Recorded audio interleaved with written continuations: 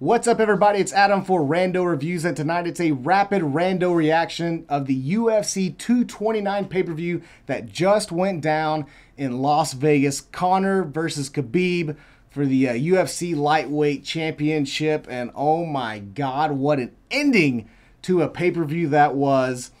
You know, I mean, it was one of those pay-per-views that you knew there was something special going down with the rivalry between Conor and Khabib. And I don't know if the fight lived up to the expectations because, well, actually, it lived up to what we expected the fight to happen. We knew Conor was going to try to stand. We knew Khabib was going to try to get him down on the ground and maul him like he does. And that's pretty much how the fight happened. Khabib had some good stand-up. Conor had some good stand-up. And actually, Conor's ground game was better than I expected, but he lost to a rear naked choke, or more like a neck crank at the end of the fourth round. But then after that, the complete chaos ensued when Khabib felt disrespected by Conor's camp, jumped over the rail, went after Dillon Danis, who kind of talked some crap this past week. But if you know Dillon Danis, he's kind of used to that. Basically, if I remember right, he said that he was better than him on the ground. Dillon Danis is a jiu-jitsu black belt, crazy jiu-jitsu specialist who's fought in Bellator, I think, twice so far. But, you know, there's a big rivalry between these two camps.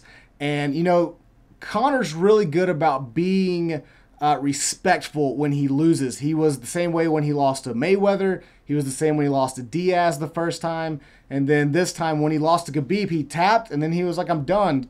Khabib got in his face, kind of talked more trash, and Conor was like, you beat me. And then just kind of all chaos ensued when Khabib jumped over the rail, went after Dillon Danis. Then some other guy jumped over the octagon and then just swung at Conor. The cameras pulled back to not show what actually happened.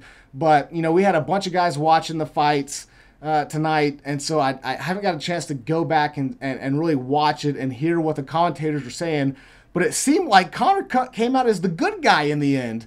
But basically, all I know is that at the end of the pay-per-view, they just sold double the next amount of pay-per-views. I would not want to be on the Vegas Strip tonight because who knows what's going to happen when you got all of Conor's fans that are drunk and you got all of Khabib's fans that are drunk on the Vegas Strip. It's going to be madness.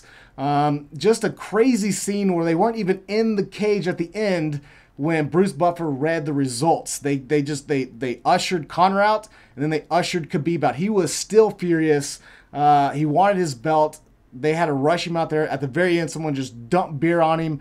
It was a crazy, crazy scene. I remember back, God, almost 10 years ago, 9 years ago, when you had Josh Koscheck and Paul Daly. Paul Daly swung him at the end of the fight, and you kind of go, and then Paul Daly was out of there. He hasn't been in the UFC back. Now he's in Bellator. Dana said he's gone for good. I don't think he's going to ban Khabib for good for pulling the stunt he did at the end of the pay-per-view tonight, but he's definitely going to get suspended by the Las Vegas Commission. He's going to get fined, but the question is for how long and what are the consequences going to be for that, because that was unnecessary. However, as a spectator, that was insane. Even though I was a Conor fan who wanted Conor to win, I knew Khabib was going to have that chance of just doing exactly what he did. So, I mean, big ups for him for you know, utilizing his game plan of just mauling Conor for the entire contest, getting the submission win. But now, what's going to happen next? I mean, these guys, it's just, you got two guys that are just absolutely insane that are out for blood. What's going to happen next? I mean, the rest of the card, I mean, Michelle Waterson, Felice Herring was a great fight with Michelle Waterson coming out in the end. You had the Derek Lewis, Alexander Volkov with the Black Beast coming back from the dead at the very end of round 3 with a knockout. That was insane. OSP versus Dominic Reyes, you know, decision after 3 rounds. Not that great of a fight. Tony Ferguson, Anthony Pettis, great fight for 2 rounds. Unfortunately, Anthony Pettis broke a hand, and Duke Roufus called for the stop at the end of the second round. Great fight.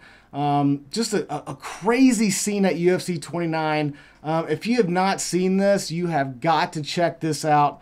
A crazy event that when I get done with this, I'm going to definitely check out the post-fight press conference because God knows what's going to happen. But a crazy night of fights. It's more about the drama that happened after the Khabib and Conor fight. So man, if UFC wanted to sell pay-per-views, they just sold double for next time. So that's it, man. What a crazy night of fights for UFC 29. That's it for this rapid rando reaction. If you got a chance, make sure you hit that subscribe button below. We'll have more of these here in the future. Like it, comment, all those things. Hope you enjoyed it. We'll be back next time right here on Rando Reviews.